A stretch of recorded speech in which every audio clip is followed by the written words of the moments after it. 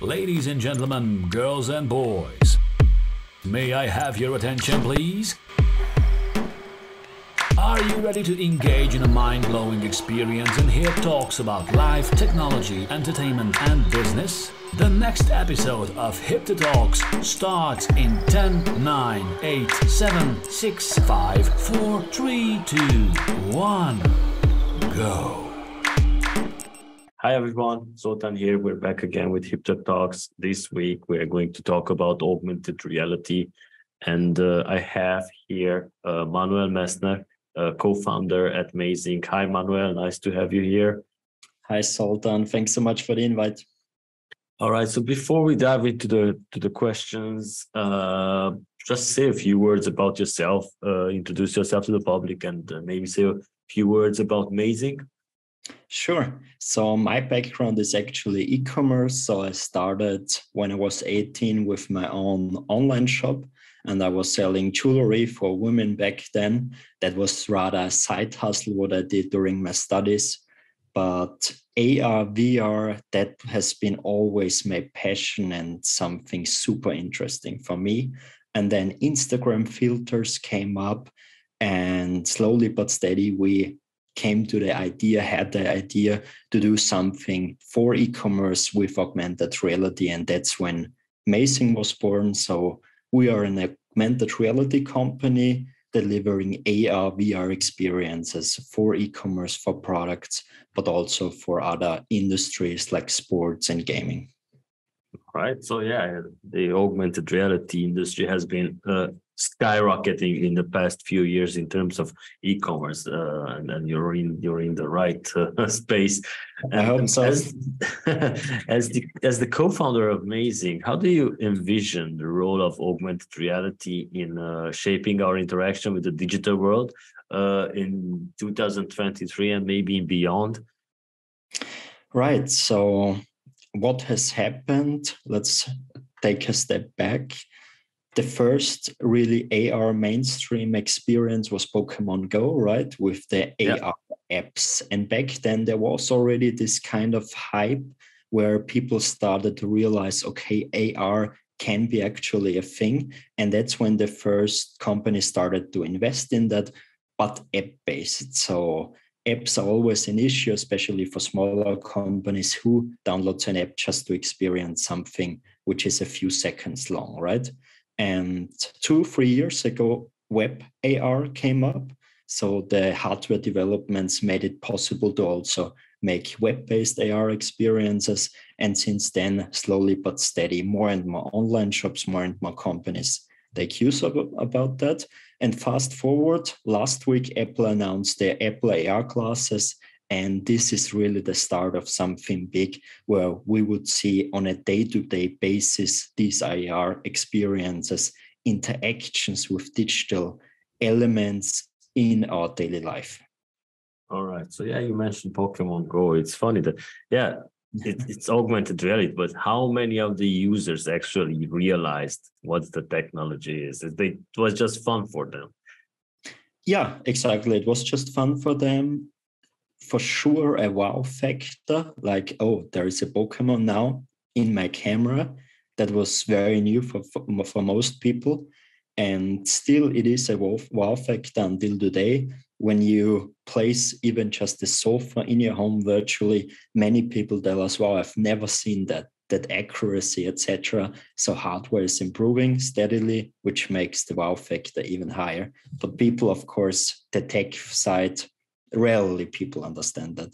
Yeah, exactly. And even now, Samsung has that augmented reality option in the camera where you can take a photo of some object and you can place it anywhere in the room. But it's not. It still has glitches. It's not that seamless. So, what opportunities and challenges do you see as the emerging of the augmented reality becomes more integrated into our everyday lives? Yeah, so I think it also makes sense to split up AR and VR here. VR is the classic meta quest, where you don't see anything anymore of your real environment. People who have tried that challenges are, for example, motion sickness. So not all people can wear them because they get sick. In AR, it's a bit easier because you still see your real environment.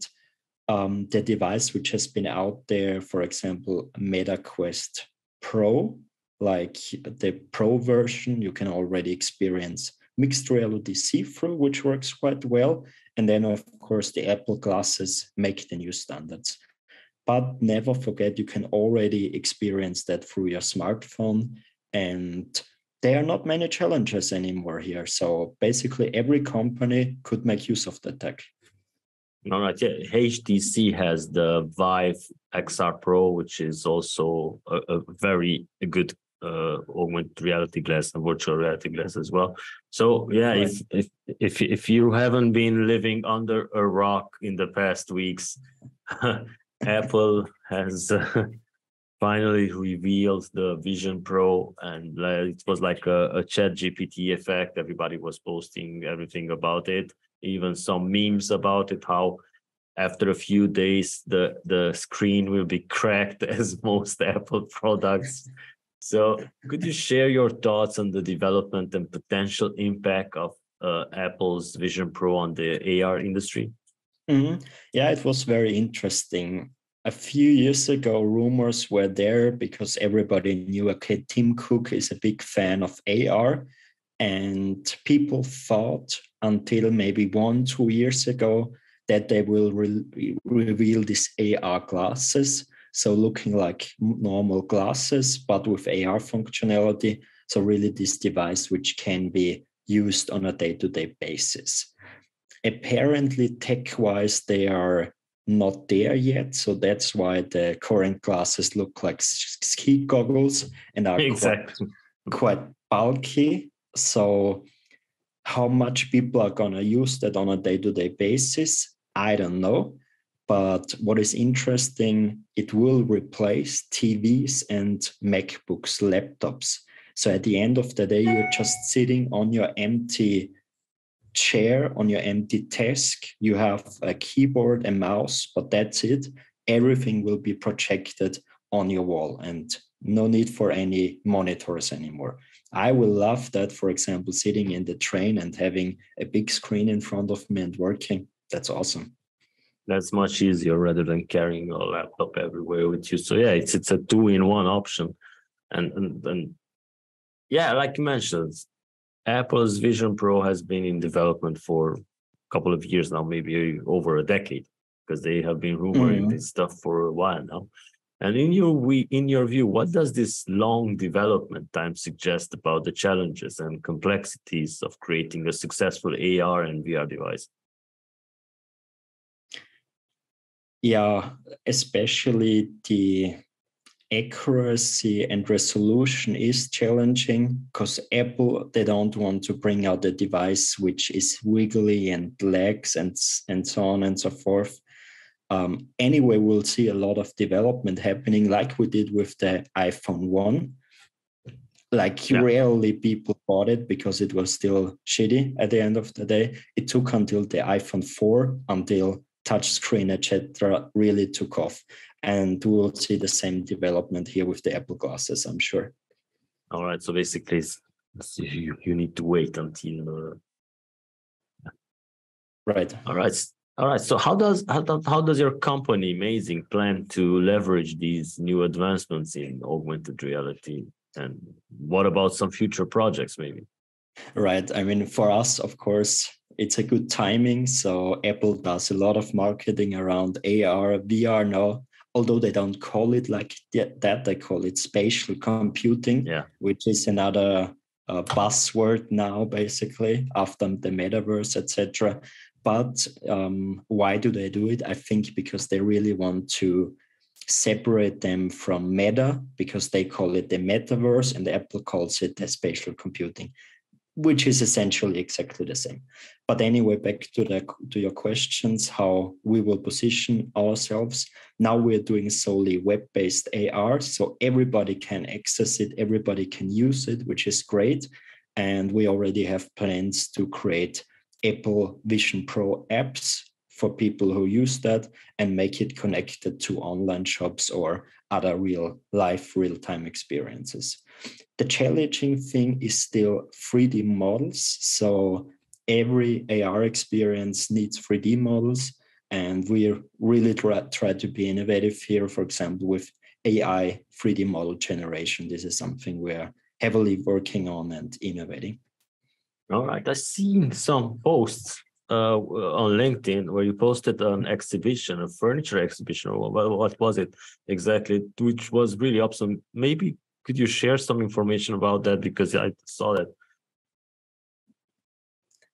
Yeah, that was fun, because basically the furniture company, Modus Furniture it's called, they rented a huge booth and half of the booth was empty. And it said, place thousands of furniture products here. So basically they didn't need to bring all their products, but they can still show so many products. And there was a wall where you can simply scan QR code and place them in your space. And people really loved it. So it was a big success, actually. People on the fair were talking about it. They got a lot of traffic on their booth. So really something innovative, a bold move, but it really was worth it. Yeah, so that's what mixed reality is bringing. And then like extended reality is bringing the convergence between AR, VR, and mixed reality, right? So how do you see this trend evolving, and what implications does it have for both businesses and also for consumers? Sorry, I didn't get that question acoustically. So yeah, basically extended reality is a convergence between augmented reality, virtual reality, and mixed reality. And how do you see this trend evolving? That's Right. So for all those keywords, actually technologies, there will be different use cases. For example, VR. I would love to have meetings in virtual reality. We even do that at our company. So we all have those meta quests. And if we're sitting in home office like now, we simply meet in our office with VR, and we simply see each other and can basically touch and feel each other. AR-wise, I think that will be more the mass adoption thing. So there will be many more use cases on a day-to-day life. Also for online shops, AR will be bigger, but still there are many VR use cases. But sooner or later, both VR, AR, that's why XR will mix. And that's exactly what you see with the Apple glasses already. All right. So how is Mazing working to overcome the potential challenges associated with AR and XR, such as privacy concerns or maybe user adaptations? Yeah, that's a thing. At the end, with the Apple Vision Pro, it's up to Apple, I would say. And it will be the same with apps now, what you have on your iPhone. So you have your privacy regulations, you have to accept it, and it will be exactly the same. Of course, tricky thing, there can be much more data can be collected because you have your glasses on and you're basically filming your environment all the time. With the smartphone, it's not that, because you have your smartphone in your pocket, but with the glasses, you have it on. So good point, and should be a concern of people, and people should be careful about that, and that will push, hopefully, Apple to make the right decisions what to do with those data. Yeah, I saw some surveys and some studies that show that I think it was about the Quest headset, about eye tracking movement, and in case of they decide to show more advertising, they can optimize it much better because they know what attracts you. So what do you think about this? Is this a privacy concern in terms of usership? I think so. It should be a concern. But in the end of the day, what will happen? I guess the same what happened now with Facebook. So they got a fine, they pay it, and still they made much more money. They made much more money from that than the fine is. So I guess they don't care too much. All right. So can you share some exciting projects that you guys are working on or planning to work in the future? Sure. So, for example, Art Mind Shop. So that's an art workshop. And here we already transformed all pictures, all artworks into 3D and AR. So you can go to the web shop, click view in your space, and immediately with your phone, you have the artwork in your wall. Then we have a cool project with a ski resort. So basically, you can go on their website and those 2D plans of ski resorts, right? The slopes, etc., different colors, how steep it is. It's super difficult to read usually. With our solution, you can literally place the mountain on your desk and then see all the slopes, even see the lifts, etc., how they go, animation with live data. So you immediately see which slopes are open, which not. So very fancy stuff at the end, everything web-based, but it's going to be a huge leap in terms of customer experience when you go to the ski resort website. All right. Yeah. You're Austrian. Right.